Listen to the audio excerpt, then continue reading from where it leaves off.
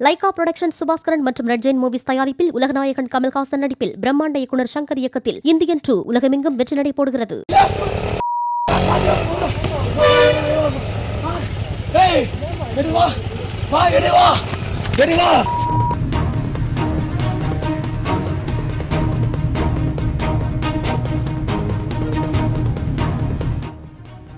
ராணிப்பேட்டை மாவட்டத்தைச் சேர்ந்தவர்கள் ரஃபீக் தஸ்தகீர் மற்றும் ஹாஜி பாஷா இருவரும் அண்ணன் தம்பிகள் என்று கூறப்படுகிறது.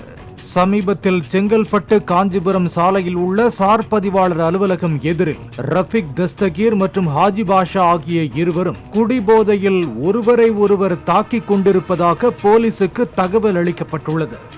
இதனையடுத்து காவலர் அஜித்குமார் சம்பவ இடத்திற்கு சென்றுள்ளார். அண்ணன் தம்பி இருவரும் சண்டை போட்ட நிலையில் காவலர் அஜித்குமார் அவர்களை தடுத்து நிறுத்தி உள்ளார்.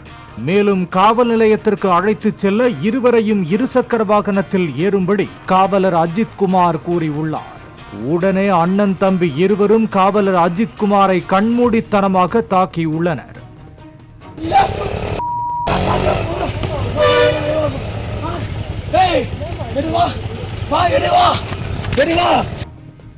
இதனை ஒருவர் வீடியோ எடுத்துள்ளார்.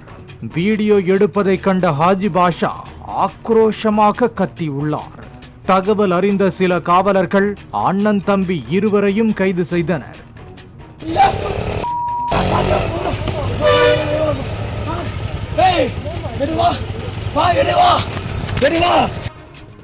பின்னர் இருவரையும் நீதிமன்றத்தில் ஆஜர்படுத்தி சிறையில் அடைத்தனர். காவலரை இருவர் குடிபோதையில் தாக்கிய வீடியோ பரபரப்பை ஏற்படுத்தியுள்ளது.